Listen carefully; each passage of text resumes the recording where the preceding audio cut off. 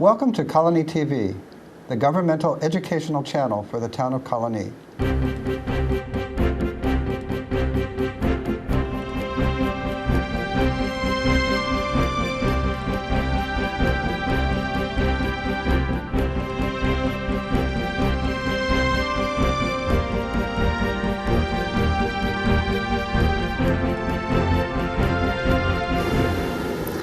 I'm Supervisor Paula Mahan, and welcome to Colonie Connect. Today, my guest is our Town Attorney, Mike Maggiulli. Good morning, Mike. How are you? Good morning, Supervisor. Very well, thank you. It's nice to have you on the show. We always have a lot of things that are going on in our Town Attorney's office, so maybe we can learn a little bit about what you do in the Attorney's office. So why don't we start with what type of services are provided through your office? Well, the Town Attorney's Office provides legal services to the municipal corporation known as the Town of Colonie and its special districts. And that would include the Latham Water District and the Colonie Sewer Improvement Areas. The Town Attorney's Office provides legal services to the supervisor and the town board members, each of the 25 departments of the town, and the town employees and volunteers. You can look at my office as being the same as the legal office of the legal department of a large corporation, in our case an $80 million a year corporation approximately. And we provide all the legal services to that corporation, and my position would be similar to that of the chief legal officer of a major corporation. Okay, so it's quite involved. It is. And what are some of the main legal services that your office provides to the town of Colonie? Our office provides the typical legal services that a large law department to a corporation would provide. We handle all the litigation services for the town. In the event that the town receives a notice of claim, we defend the claim. What we do that's a bit different is because we have a police department, we also represent a police department and answer any questions that the chief or deputy chiefs or any of the officers may have. We also defend them in the event that there's any claims against the officers or the department, which in our case, it's very rare. We have very few. The other things we do is we defend the town in tax certiorari proceedings. Can you explain a little bit what that is? Because a lot of people don't know what that means. It's when someone is unhappy with their assessment. It's typically when a new house is built, because we haven't had a reassessment in the town in decades. But when a new house is built and the assessor goes out, puts a fair market value on the property for tax purposes, then if the resident is dissatisfied with the amount, he can challenge that amount. And that's done administratively initially, where they go in and they file a claim with our Board of Assessment Review. And if they're not happy with that result, then they can bring a Supreme Court action. And then we have an assistant in our office, Allegra Edelman, who is quite good at defending those actions and bringing them in. The other thing that we do that's a little different is the town is self-insured. And as the town attorney, I am also considered the chief risk manager for the town.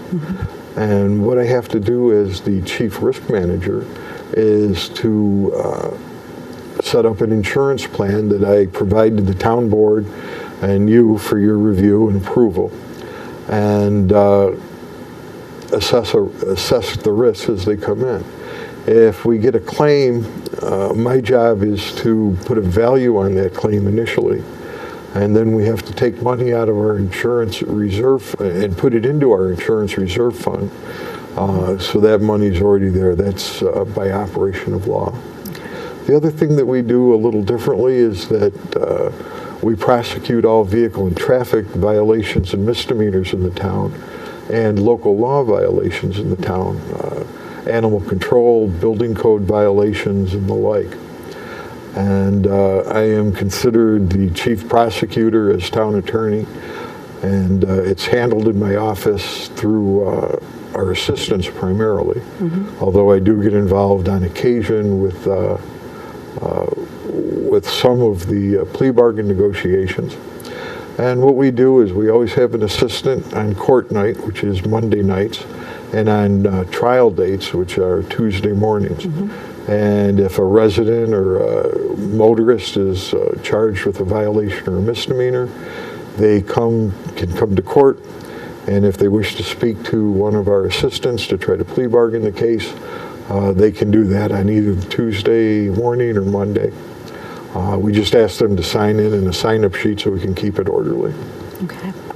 And you mentioned that we're self-insured. It's cost-effective for us, but the other part of it is it's our responsibility to continually look at how we're doing things. And I know between your office and my office and the Human Resources Department, we're continually looking at are we being as safe as we can. You know, we provide safety training to our staff, to members, especially our DPW department, our EMS department is always training, our police department is always training, and we try to look at what the impact on our insurance would be when we look at some of the things that we're doing. And a lot of times we find out that there are things that we could do to improve, which improves our status being self-insured. So that's something that we continually look at. And I think you get a lot of those questions as well. We do. The town has an excellent rating. And as a result of that, our insurance rates are relatively low. When I say we're self-insured for the first $250,000 on all claims. After that, we have reserve insurance through whichever insurance company provides us with the best offer, and that can change from year to year. And we have been very lucky in the town, and again, it's through the training of the various departments. We get very few claims in a year, and we have very few workers' compensation claims during the year. And so for a town of this size with over 500 full-time employees, approximately 250 part-time employees, we do very well. Yeah, we have a very good record in that area. A lot of times I get questions from people, so a concern might come up, an issue comes up, and the public wants to know, residents want to know if the town can defend them. Can you talk a little bit about that? We cannot. We are prohibited by law from representing individual town residents. There may be times when the town and a resident is being sued on the same matter, and our interests may coincide, but again, we cannot represent them. And it's again because we are corporate lawyers for the municipal corporation of the town of Colonie. And so while we do deal with the public on a daily basis through phone calls, and we try to assist them as best we cannot provide them with legal advice. Okay. Because we get calls, and after you take a look at the situation and evaluate it, a lot of times it comes out to be civil. It's neighbor against neighbor, whatever. Correct. So they have to get representation on their own. That's true. So we do the best we can, as you say, to point them in the right direction. One thing that we do for people, and it's according to following the laws, and that is we provide the opportunity, as we should, for FOIL, Freedom of Information Law.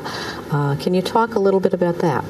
And again, our office handles all FOIL requests that come into the town. And so people know, FOIL is the Freedom of Information Law under the New York Public Officers Law of the state of New York. And what that requires us to do is if we get in a FOIL request where a resident or a citizen is looking for official documents, that request comes into my office. We review that request, and by law we're supposed to respond within 5 days. That doesn't necessarily mean they'll get their documents within 5 days, because some may be in storage and take some time to retrieve, but we have to give them a response at least with an estimate of how long it will take to get the documents. They can come in once we have the documents in our possession. They can come in and look at it, or they can pay for copies, and the charge is 25 cents per copy. There's no particular form required to make a FOIL request. It just has to be in writing. And they can do it by email if they like, by emailing a request to infofoil@colonie.org. Some of the things we do not disclose is we have privacy concerns. We don't disclose names, we don't disclose birth dates or social security numbers that may be contained in an official document, and we do not disclose personnel records of the police department. Those are specifically exempted by New York state law. Okay. And I know our staff works very hard to follow the laws for FOIL, and work very hard to stay within the timeline to make sure that people get what they need. In all the years that I've been town attorney, and that's 7 years now, we've only been challenged once on FOIL denial. And that actually went to court, and the court sided with us, saying that we were correct in denying the information that the individual was looking for. And so we try, under your administration, to be as open and transparent as possible.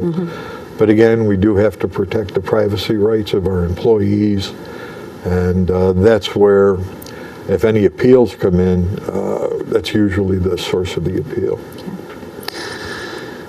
Okay, and I know also we get calls, does the town have a notary? So we do provide some notary services. Yes, my office is open from 8:30 to 4:30, Monday through Friday.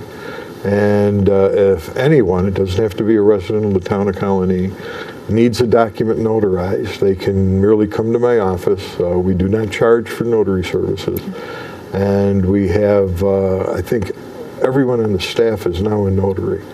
And so there is typically someone there between 8:30 and 4:30 that can notarize your documents. Okay. And can you describe your staff, how many you have? And I have a great staff. I have I'll agree with that. I have 4 full-time attorneys and 2 part-time vehicle and traffic prosecutors, an attorney that represents the planning board, and an attorney that represents the zoning board of appeals. And we have 1 paralegal and 2 secretaries, and they all work very hard.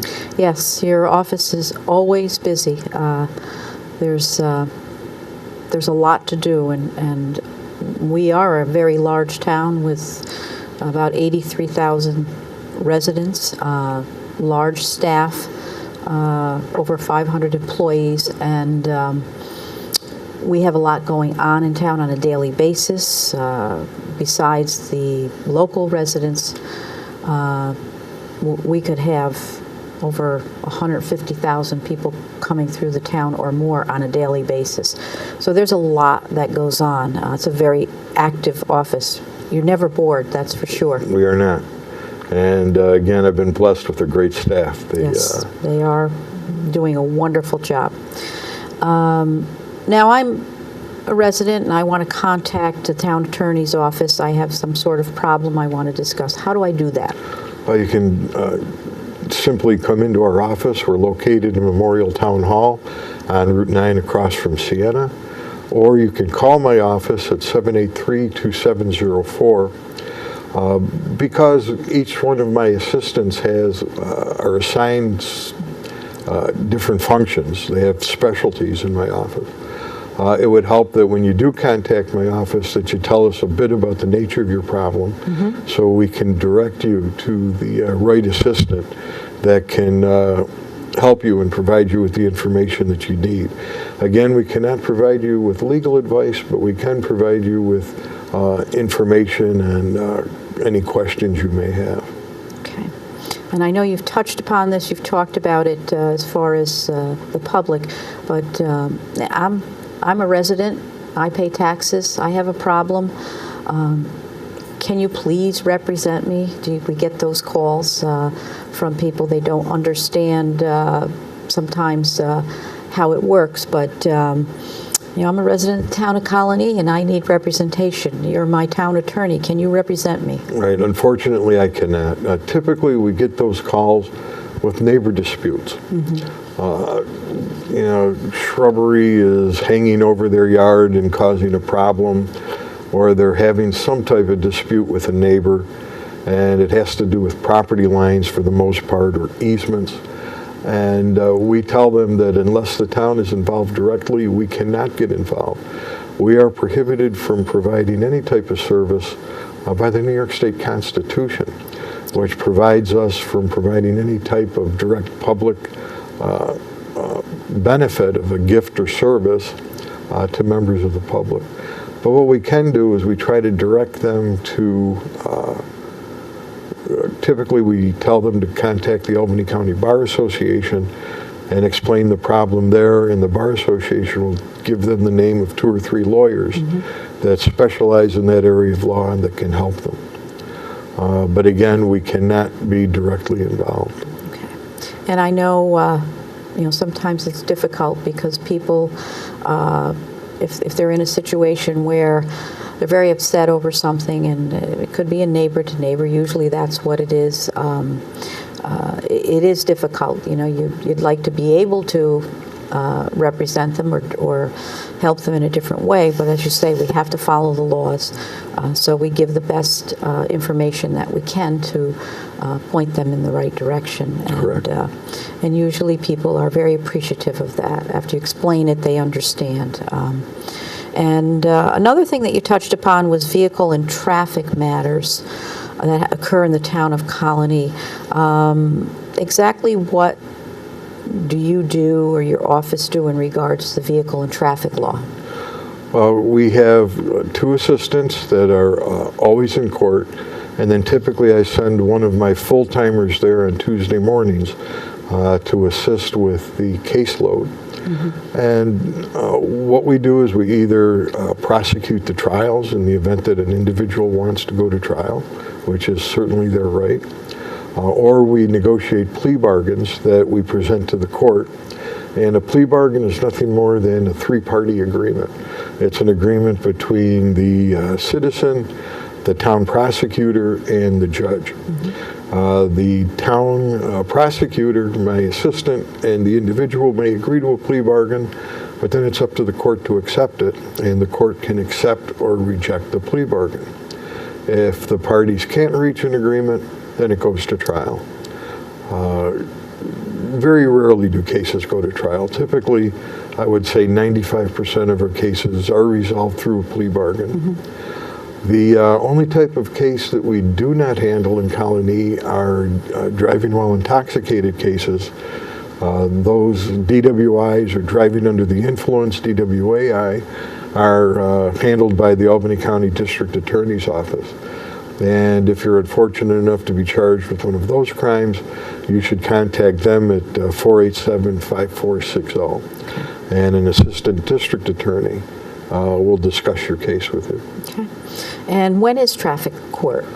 Traffic court is Monday nights at 6:30, every Monday, except for holidays, and every Tuesday morning. Tuesday mornings are considered trial dates, and those are the dates where we have our officers there prepared to go forward with trial in the event that a plea bargain can't be reached.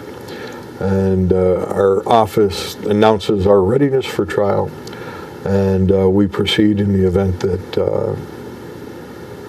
the citizen wants a trial. Okay. So if a person pleads guilty, they send in their ticket, do they still have to appear in court? They do not. Everyone has a constitutional right to plead guilty, and what they would have to do is sign the back of the ticket. There's a space behind each ticket for either pleading guilty or not guilty.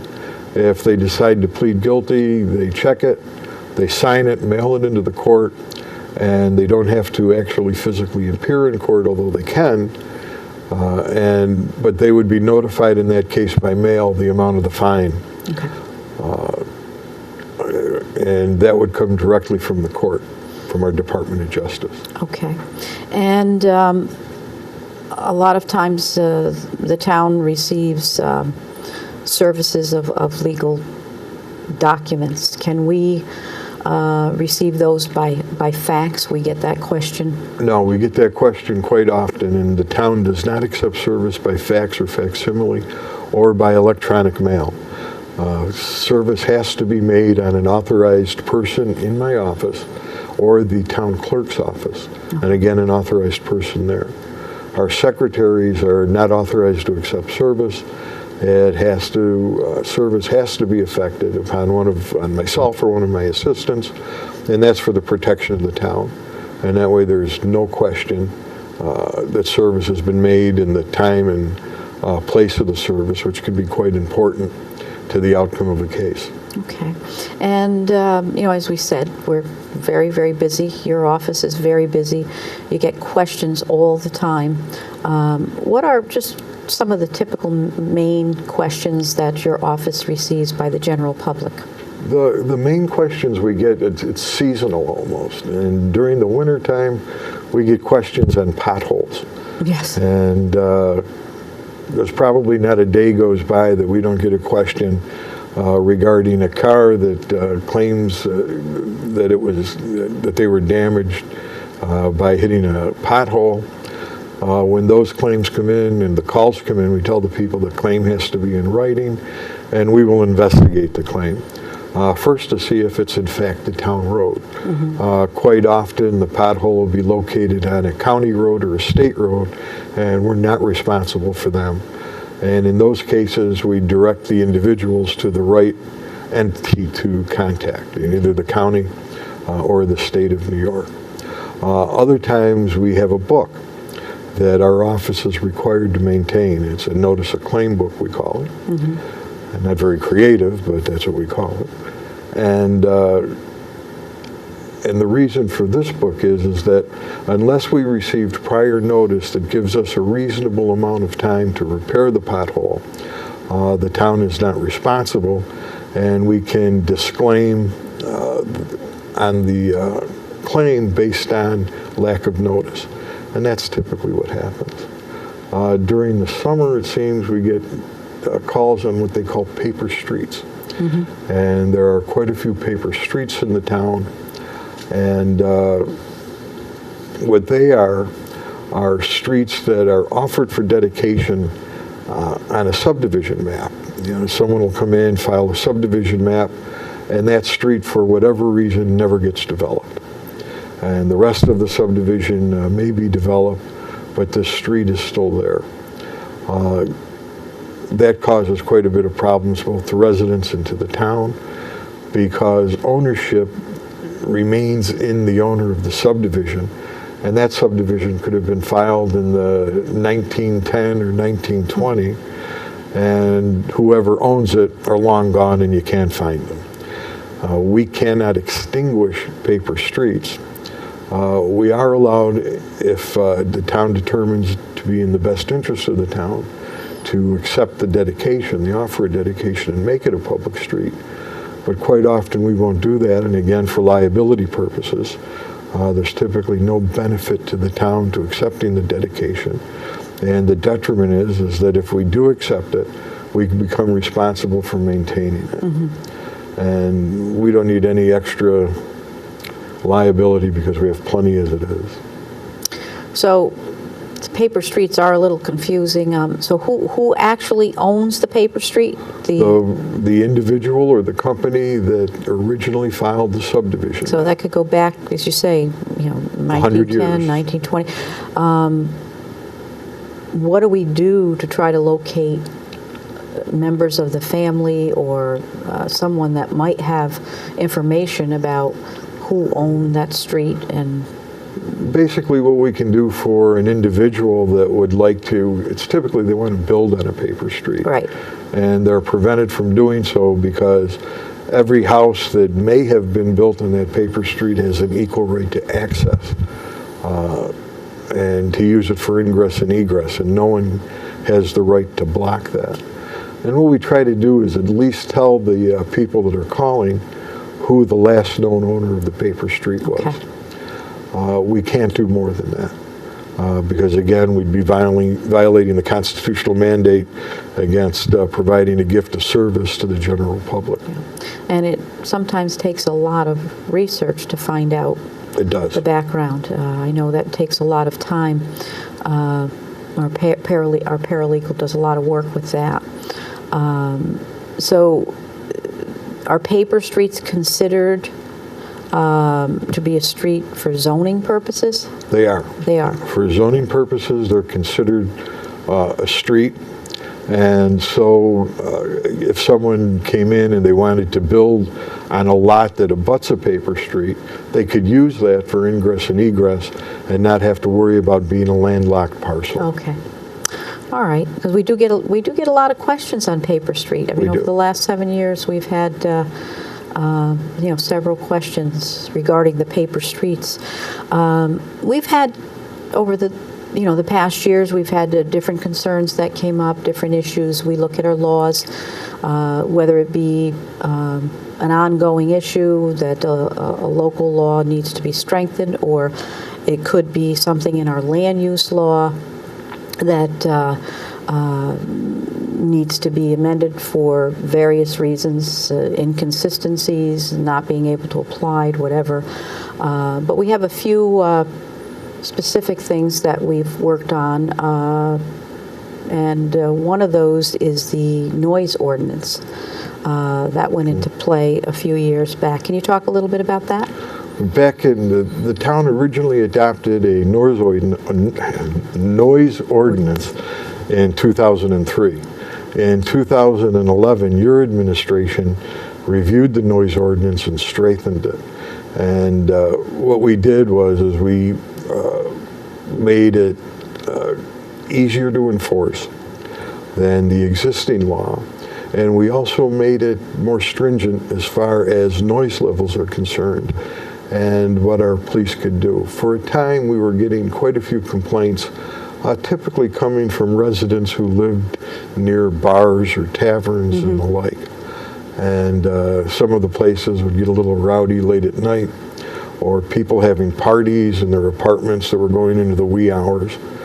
And so to address the issue, your administration adopted a law that lowered the threshold for noise, making it easier for our police to shut down loud parties and the like, and increased the penalties for violations, which hopefully encourages people not to violate the law in the first place. And it has been successful. The number of noise complaints we have received since 2011 have gone down approximately 30%. Yeah, that definitely has improved. So that's been an effective law. The other question we get a lot about, and you see this in every municipality, and it's something people don't want to see. As a supervisor, I certainly don't want to see it. As attorney, you don't want to see it, and that is the issue of abandoned and vacant buildings.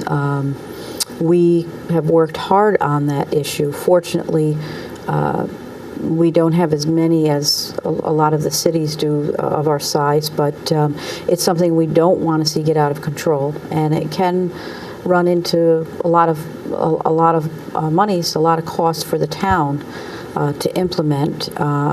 But there was a law in place that was not that strong, and I know that we worked on that to strengthen that law. Can you talk a little bit about that? Sure. It was very frustrating. One of the another of the complaints that we got quite frequently from members of the public were neighbors of houses that had been foreclosed on and were subsequently vacant or abandoned. And the yards would become overgrown, the properties would start to deteriorate, and people would call the town and ask us to come in and remedy the situation, which we were prevented from doing. And again, it was because we cannot provide services to private individuals. And in this case, it would have been the owner of the vacant house or the bank that foreclosed. And that made it quite difficult. The other thing that we were having a problem with is finding out who the owner was. Yes. Because there was an owner of record, but they had been foreclosed upon, and you if you understand the mortgage market, particularly in the last 5 years or so, what would happen is that mortgages would be sold and then sold again in the secondary mortgage market. And so we would have a quite difficult time tracking down whoever was responsible for maintaining the property. And of course, this led to frustration on the part of the neighbors and the town.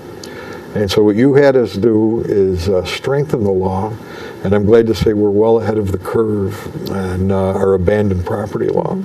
In 2012, we adopted a new abandoned property law which requires banks or owners of vacant properties to register with the town, pay a $250 registration fee, and provide us with the name, address, and contact information of a responsible person located in the county of Albany that we can contact to go in and remedy any complaint that we may get, whether it's a lawn, a broken window, an unsecured property.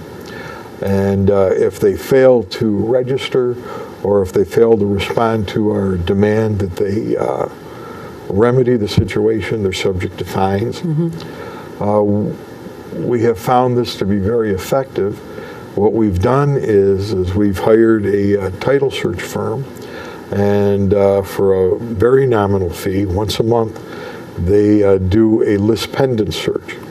And that's a search in the county clerk's office of all properties in the town of Colonie, and they give us a list of any properties that are going into foreclosure.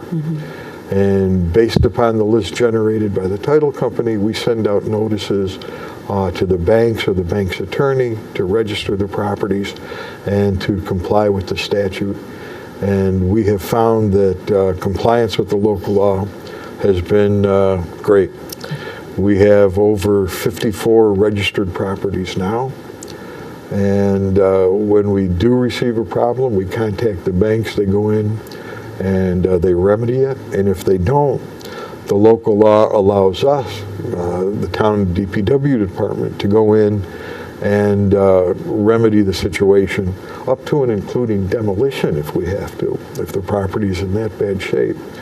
And then put a lien on the property for the cost to the taxpayers for remedying the whatever the problem may have been. And we found this to be very successful because the property can't be transferred without our lien being paid.